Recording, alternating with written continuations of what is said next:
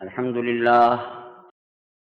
لله نحمده ونستعينه ونستغفره ونؤمن به ونتوكل عليه ونعوذ بالله من شرور أنفسنا ومن سيئات أعمالنا من يهده الله فلا مضل له ومن يضلله فلا هادي له. I am one of the soldiers of Islam on the battlefield. I have always got to face problems. I have always got to face those mighty anti-Islamic forces which are arrayed against Islam all over the world. And then I have got to face the attitude of the Muslims themselves in connection with solving these problems. The apathy of the Muslims and the ignorance of the Muslims, the lack of understanding of these problems by the Muslims, and of the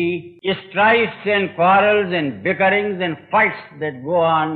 among them on trivial issues, while the enemy is blasting their fortress after fortress, while the enemy is taking away their best assets, and the very flower of the nation is being kidnapped, that is the Muslim youth.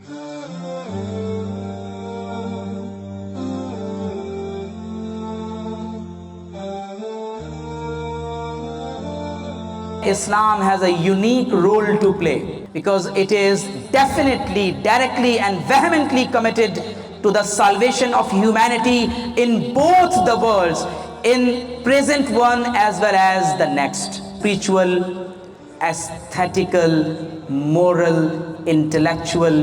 and physical. All in all, Islam stands in history as eternal guidance, the guidance for yesterday, the guidance for today, and the guidance for tomorrow. The present may be gloomy because of the wrongs committed by the Muslims themselves during the different epochs of their history, including the present, but the future belongs to Islam and to Islam alone. Hazrat حافظ doctor Muhammad فضل الرحمن الانصاری القادری رحمۃ اللہ علیہ کے عرس کی اس تقریب میں حاضر ہونے کی توفیق عطا فرمائی، اور بے شمار درود و سلام سید المرسلین خاتم النبیین محمد الرسول اللہ صلی اللہ علیہ وآلہ وسلم پر اللہ رب العزت کی بارگاہ میں ہم دعا گو ہیں، پروردگار عالم جامعہ علیمیہ اسلامیہ کو اسی طرح تا صبح قیامت آباد رکھے، حضرت قبلہ عالم ڈاکٹر فضل الرحمن الانصاری رحمۃ اللہ علیہ کے فیض کو پوری دنیا میں عام فرمائے، اور جو ذمہ داری اور فریضہ علیمیہ سے ایک مشن اور پیشن کی صورت میں ہمیں عطا ہوا ہے، اس فکر اور پیغام کو پوری دنیا میں ہمیں عام کرنے کی توفیق عطا فرمائے۔ ہمارے لیے بہت اعزاز کی بات ہے کہ صدر الوفاق العالمی للدعوت الاسلامیہ جانشین حضرت قبلہ ڈاکٹر فضل الرحمن انصاری رحمۃ اللہ تعالی علیہ، ہمارے روحانی مربی جن سے ہم شب و روز بالخصوص حضرت صاحب کی فکر اور روحانی علوم کے تناظر میں اکتساب کرتے ہیں، میری مراد نہایت واجب الاحترام محترم مصطفیٰ فاضل انصاری زیدہ مجدہ ہماری نگاہوں کے سامنے تشریف فرما ہیں، اور ہم اپنی آنکھوں کو آپ کی زیارت سے ٹھنڈک عطا کر رہے ہیں۔ کہا جاتا ہے کہ من منع عن النظر یتسلی بالاثر، اگر آپ کی نگاہیں کسی کی زیارت سے محروم رہیں تو اس وجود کے آثار کی زیارت دل کو تسلی عطا کرتی ہے۔ تو اگر ہم جناب محترم مصطفیٰ فاضل انصاری زیدہ مجدہ کی زیارت کر رہے ہیں تو یقیناً یہ ہمارے دل کو اطمینان اور تسلی بخشنے کے لیے کفایت کرتا ہے۔ میں کوشش کروں گا کہ گزشتہ سال عرس کی تقریب میں universal declaration of human rights بین الاقوامی تناظر میں میں نے کوشش کی تھی کہ قرآنک فاؤنڈیشن سے ڈاکٹر صاحب نے جس انداز سے غیر مسلموں کی کلاسیفیکیشن کرتے ہوئے بہت خوبصورتی کے ساتھ امت مسلمہ کو یہ پیغام دیا کہ کس سطح پر کس طرح کے غیر مسلم سے کس نوعیت کے تعلقات اور روابط کو قائم کرنا ہے. اور میں بہت مبارکباد پیش کرنا چاہوں گا جامعہ علیمیہ اسلامیہ کے مدیر استاذ العلماء علامہ سرفراز صابری دامت برکاتہم العالیہ کو، جن کی شب و روز محنت کا نتیجہ یہ ہے کہ آج بڑی تعداد میں گریجویٹس یہاں عرس کے موقع پر حاضر ہیں،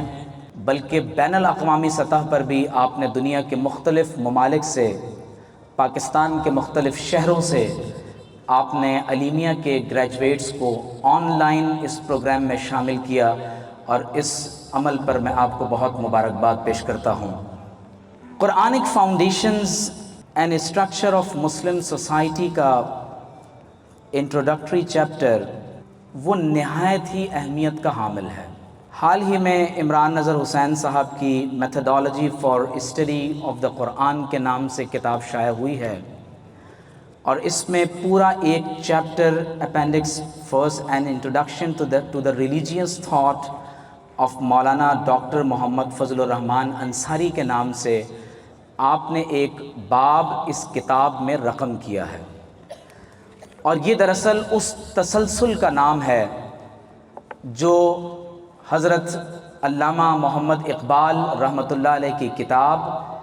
reconstruction of religious thought in Islam کے ساتھ عمران نظر حسین صاحب نے ڈاکٹر فضل الرحمان انصاری رحمۃ اللہ علیہ کے تھیولوجیکل تھاٹس کو بالخصوص قرآن مجید کے تناظر میں آپ نے اس چیپٹر میں رقم کیا ہے.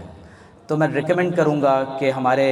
گریجویٹس اور طلباء کو یہ کتاب اور بالخصوص اس کا لاسٹ چیپٹر ضرور دیکھنا چاہیے. The Quranic foundations and structure of Muslim society, اس کتاب کے لکھنے کا بنیادی مقصد یہ تھا کہ یہ ممکن ہے کہ غیر اسلامی ریاست میں مسلم معاشرت کا وجود ہو. عمومی طور پر مختلف اسلامی تنظیمیں، جماعتیں وہ ریاست پر قبضہ کرتے ہوئے چاہتی ہیں کہ مکمل طور پر ممالک کو ڈی اسٹیبلائز کیا جائے اور ملکوں کے امن و امان کو تباہ و برباد کیا جائے. اور یقیناً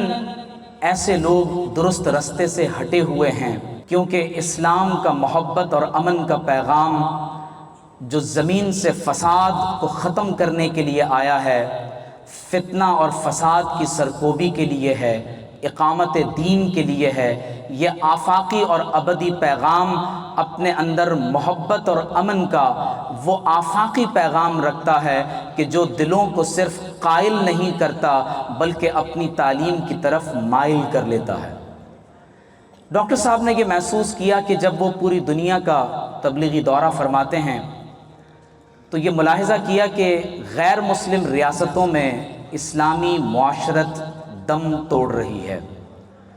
اور آج بھی اگر آپ مغربی ممالک کی طرف نظر دوڑائیں تو تمام مغربی ممالک کا سب سے بڑا مسئلہ یہ ہے کہ بتدریج ان کا خاندانی نظم تباہی بربادی سے دوچار ہے، یہاں تک کہ کئی ممالک کا ٹوٹل فرٹیلیٹی ریٹ 0.9 تک چلا گیا ہے. توقع یہ ہے کہ آئندہ آنے والے برسوں میں ان کی نسلیں مکمل طور پر روئے زمین سے مٹا دی جائیں گی. ایسے وقت میں قرآنک فاؤنڈیشنز قرآنی عمرانیات کے پیش نظر ڈاکٹر فضل الرحمان انصاری رحمۃ اللہ تعالی علیہ قرآن کے کچھ اصولوں کے پیش نظر ایک مکمل اسلامی معاشرے کا ایک ایسا اسٹرکچر پیش فرماتے ہیں کہ اگر قرآن کے ان آفاقی اور ابدی اصولوں کے پیش نظر دنیا کے کسی بھی خطے میں اسلامی معاشرت کو قائم کیا جائے یا پہلے سے قائم شدہ مسلم سوسائٹیز کو اسلامی معاشرت کے پیغام کے ساتھ جاری رکھا جائے تو وہ اہل اسلام کے لیے ممکن ہو سکے. ڈاکٹر صاحب کا ارادہ یہ تھا کہ اس کتاب کا ایک دوسرا حصہ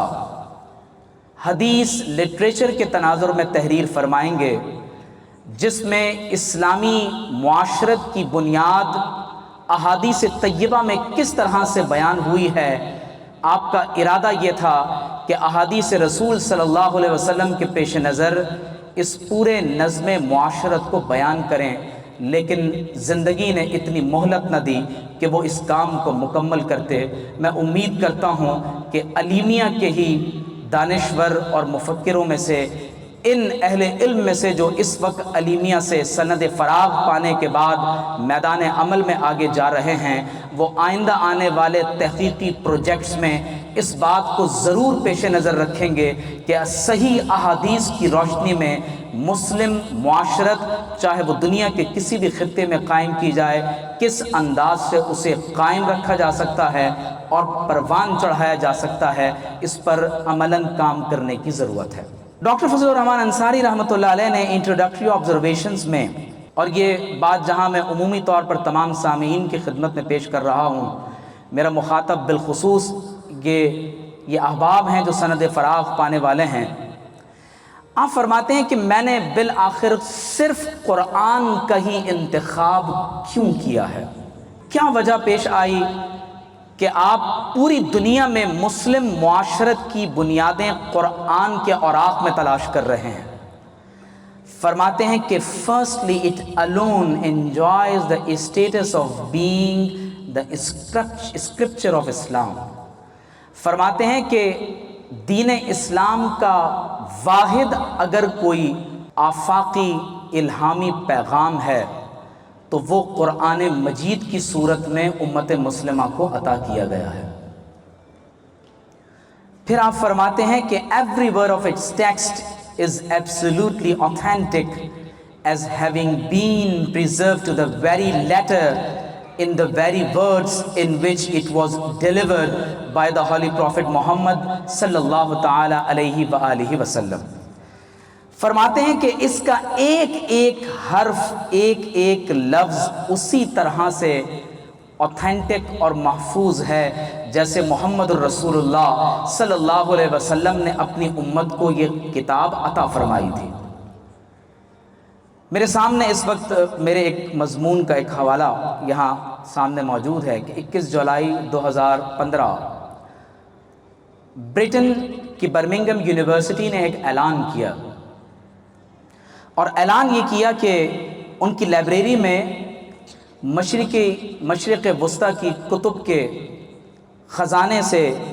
قرآن مجید کا ایک قدیم نسخہ ان کے ہاتھ آیا ہے، اور اس میں قرآن مجید کے قدیم ترین اجزاء موجود ہیں۔ برٹش لائبریری کے مخطوطات کے ماہر ڈاکٹر محمد عیسیٰ ویلی کو بلایا گیا، اور Oxford university radio carbon accelerator unit کی ریڈیو کاربن ڈیٹنگ کے ذریعے سے یہ بات معلوم ہوئی کہ یہ نسخہ 2015 میں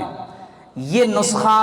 آج سے تقریباً 1370 سال پرانا ہے،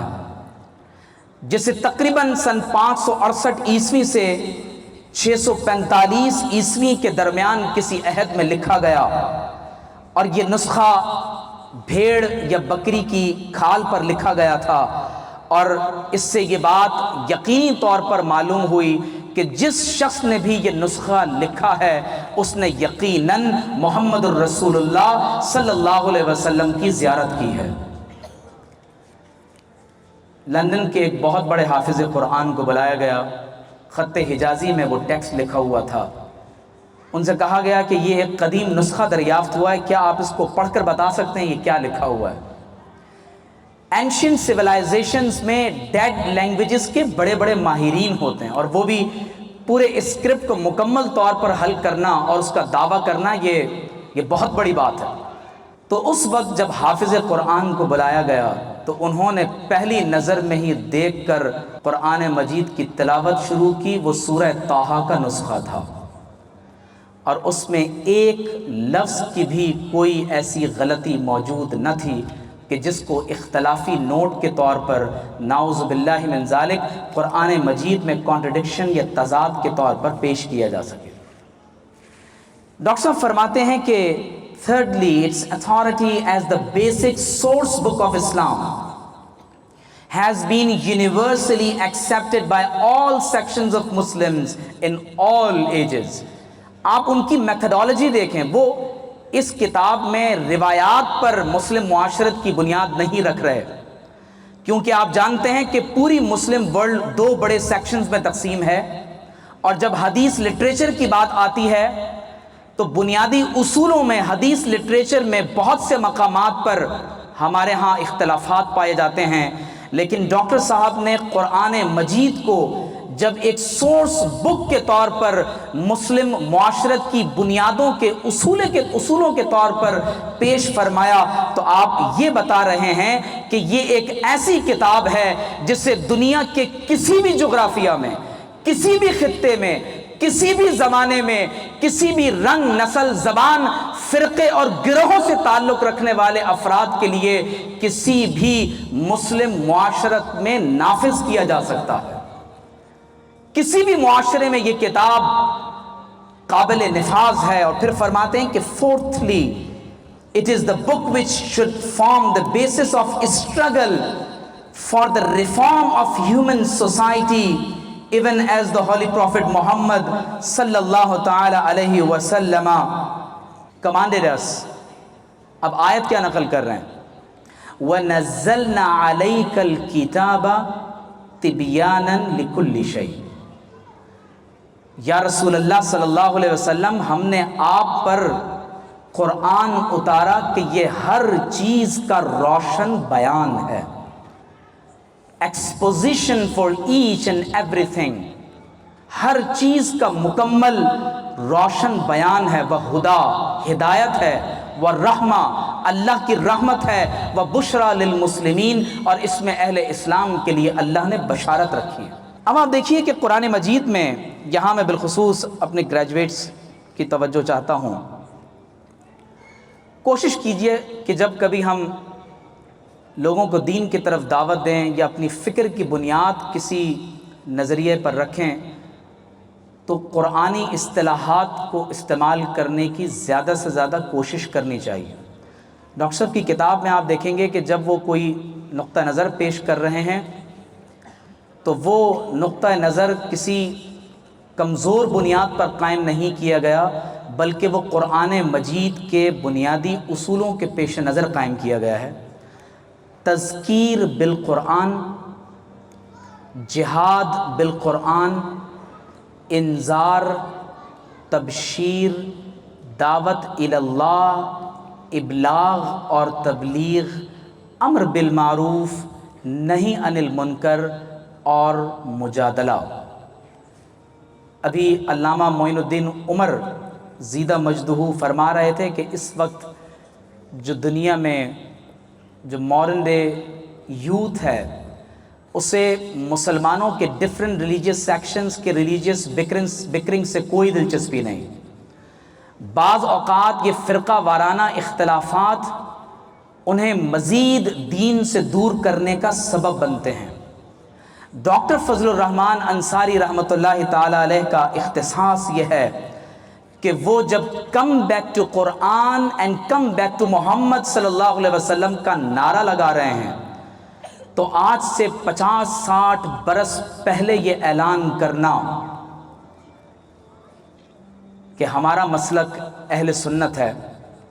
آپ سوچیں یہ کتنی بہادری کی بات ہوگی۔ اور ایک طویل مدت کے گزرنے کے بعد اب لوگ اس کا اعتراف کر رہے ہیں۔ جس بات کو فورسی کیا ڈاکٹر فضل الرحمان انصاری رحمۃ اللہ علیہ نے، ان کی بالغ نظری کو داد دینی چاہیے کہ وہ امت مسلمہ کو کس طرح قرآن مجید اور محمد الرسول اللہ صلی اللہ علیہ وسلم کی ذات اقدس پر جمع ہونے کی دعوت دے رہے ہیں۔ پھر آپ دیکھیں ڈاکٹر انصاری رحمۃ اللہ علیہ فرماتے ہیں کہ قرآن نے ہمیں 3 چیزیں عطا کی ہیں: a well known coordinated system of belief, a fully integrated philosophy and a comprehensive code of practice۔ یہ 3 چیزیں آپ نے بیان فرمائی۔ اور قابل ذکر بات یہ ہے کہ جب آپ قرآن مجید کے ان اصولوں کے پیش نظر دنیا کے کسی بھی خطے میں مسلم سوسائٹی کی بنیاد رکھیں گے تو یقینی طور پر یہ وہ آفاقی اصول ہوں گے جن کو میں اگر علامہ اقبال کی زبان میں بیان کرنا چاہوں تو reconstruction of religious thought in Islam میں اقبال نے ان کا پہلا lecture knowledge and religious experience اور ان کا 6th lecture principle of movement in the structure of Islam, جو فرسٹ لیکچر ہے وہ اسلامک تھیولوجی کو ریکنسٹرکٹ کرنے کے اصول فراہم کرتا ہے، اور 6th lecture Islamic legislation science and Islamic jurisprudence کو اجتہاد کی بنیاد پر ریکنسٹرکٹ کرنے کی دعوت دیتا ہے۔ اور ڈاکٹر فضل الرحمن انصاری رحمۃ اللہ علیہ کا کمال یہ ہے کہ وہ انسپریشن جو آپ نے علامہ اقبال سے اخذ کی، اور اقبال کے خطبات کا بھی اگر آپ پریمبل پڑھ کے دیکھیں تو اقبال کہتے ہیں کہ میں جو کچھ بھی کہنے جا رہا ہوں اس فکر کا مرکز اور منبع اللہ کی کتاب ہدایت ہے۔ دنیا میں شعراء بہت سے گزرے ہیں، لیکن جو چیز اقبال کو دیگر فلاسفرز اور پوئٹ سے منفرد کرتی ہے وہ قرآن کا مطالعہ اور اقبال کا عشق رسول ہے، جس نے اقبال کو دیگر تمام لوگوں میں ایک ٹاورنگ پرسنالٹی کی طرح قائم رکھے ہوئے ہے۔ تو اقبال بتاتے ہیں کہ قرآن نے ہمیں ایٹرنل پرنسپلز دیے ہیں، ان بنیادی اصولوں سے انحراف کیے بغیر اگر آپ اجتہاد کو ایک پرنسپل آف موومنٹ کے طور پر استعمال کریں گے تو اقبال کہتے ہیں کہ دور جدید کا سب سے بڑا چیلنج یہ ہے کہ جس عہد میں تم زندہ ہو، اجتہاد کے انسٹیٹیوشن کے ذریعے اسلامک لا کو ہر دور میں قابل عمل اس طور پر بنا کر دکھاؤ کہ تم اپنے ایٹرنل پرنسپل سے کبھی انحراف نہ کر سکو۔ اور اسی لیے میں اپنی بات کو اختتام کی طرف لاتے ہوئے ڈاکٹر صاحب کے دا فیوچر رول آف اسلام، اور یہ صرف فیوچر رول آف اسلام نہیں ہے بلکہ یہ ان نئے فارغ ہونے والے اسٹوڈنٹس کا، یہ گریجویٹ جو اسٹیج پر تشریف فرما ہیں، یہ اہل علم جو یہاں سامنے مسجد کے صحن میں ہیں، دا فیوچر رول آف اسلام یہ صرف اسلام کا نہیں، یہ ان اہل علم کا رول ہونا چاہیے۔ فرماتے ہیں کہ the general view of mankind concerning religion is that its function is confined to the problem of salvation in the next world۔ مجھے ڈاکٹر برہان کے بھی وہ جملے یاد آ رہے ہیں، وہ فرماتے ہیں کہ مسلمانوں کی ذلت، رسوائی، مسکنت، محتاجی کا سب سے بڑا سبب یہ ہے کہ ہم نے قرآن کو صرف موت کے بعد کامیابی کی کتاب سمجھا ہوا ہے، کہ اس کتاب سے نعوذ باللہ من ذالک دنیا میں ہمارا کوئی پرابلم سالو نہیں ہوگا، بس مرنے کے بعد جنت میں ہم چلے جائیں گے۔ تو ڈاکٹر صاحب کہہ رہے ہیں کہ اس وقت دنیا کا ریلیجن کے بارے میں جو کانسیپٹ ہے وہ یہ ہے کہ جب کبھی کوئی ریلیجن آپ سے بات کرے گا تو وہ آپ کے صرف امیجیٹ پرابلمز کو ایڈریس کرے گا، وہ صرف آپ کے ان ایشوز کو ایڈریس کرے گا کہ جو آپ کے میٹا فزکس اور آنٹولوجی سے تعلق رکھتے ہیں، وہ آپ کے امیجیٹ پرابلمز کو ایڈریس نہیں کرے گا۔ تو ہر مذہب کا شخص یہ تبلیغ اور دعوت جب دیتا ہے تو وہ کہتا ہے کہ جو ہمارا مذہب ہے وہ ریلیجن آف سالویشن ہے، تمہیں آخرت میں نجات مل جائے گی۔ پوری کرسچینٹی کی فلسفی اسی پر بیس کرتی ہے، بدھزم کی فلسفی بھی اسی پر بیس کرتی ہے، ہندوازم اور کسی بھی آپ مذہب کو پڑھ کر دیکھیں وہ عمومی طور پر ریلیجن آف سالویشن ہے، وہ صرف آپ کو مرنے کے بعد نجات کے ذریعے کے طور پر آپ کو اپنی تعلیمات فراہم کرتے ہیں۔ ڈاکٹر صاحب فرماتے ہیں کہ but present day humanity has become increasingly interested in achieving salvation in the present world۔ جس دور میں تم زندہ ہو اس دور کے مسائل حل قرآن سے کیسے ہوں گے؟ اس میتھڈالوجی کی بنیاد پر یہ کتاب کے بقیہ صفحات لکھے گئے کہ اس موجودہ زندگی میں جب تم اپنی زندگی کی سانسیں اندر اور باہر گزار رہے ہو، فرماتے ہیں کہ hence religion has fallen into disrepute as something incapable of solving human problems relating to the earthly life, nay even as a definite impediment to human progress۔ اور پھر ڈاکٹر صاحب کا یقین دیکھیں، حضرت صاحب کا یقین دیکھیے کہ وہ یقین کی دولت جو آپ کو اپنے مرشد مبلغ اعظم حضرت شاہ عبدالعلیم صدیقی رحمۃ اللہ علیہ سے جو آپ کو انسپریشن نصیب ہوئی، جو پیشن آپ کے دل میں منتقل ہوا، جو طلب اور حزن اور ایک غم آپ کو امت کا اپنے مرشد اور شیخ کامل سے نصیب ہوا، فرماتے ہیں کہ Islam has a unique role to play because it is definitely, directly and vehemently committed to the salvation of humanity in both the worlds, in present one as well as the next. فرماتے ہیں کہ اسلام ہی وہ واحد دین ہے جو تمام انبیاء کرام علیہم السلام کے پیغام کے طور پر حضور علیہ السلام کے ختم نبوت کے ساتھ مکمل ہوا، جو صرف اس دنیا کے نہیں آخرت میں بھی آپ کو نجات دینے والا ہے۔ فرماتے ہیں، میں اپنی بات کو یہاں ختم کر رہا ہوں، فرماتے ہیں کہ Islam's role stands at an even higher level. اسلام کا مقصد صرف نجات تک محدود نہیں ہے، بلکہ آپ کو اسلام کے فلیگ بیرر کی حیثیت سے اس پیغام کو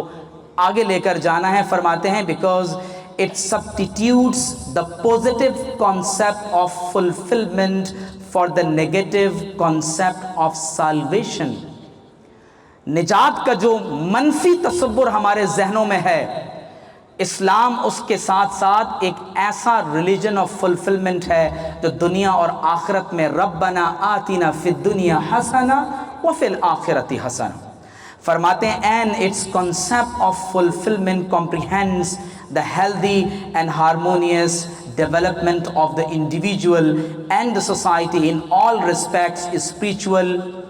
aesthetical, moral, intellectual and physical. اور میں انصاری علیہ الرحمہ کے ان جملوں پر اپنی بات کو ختم کر رہا ہوں۔ فرماتے ہیں کہ all in all Islam stands in history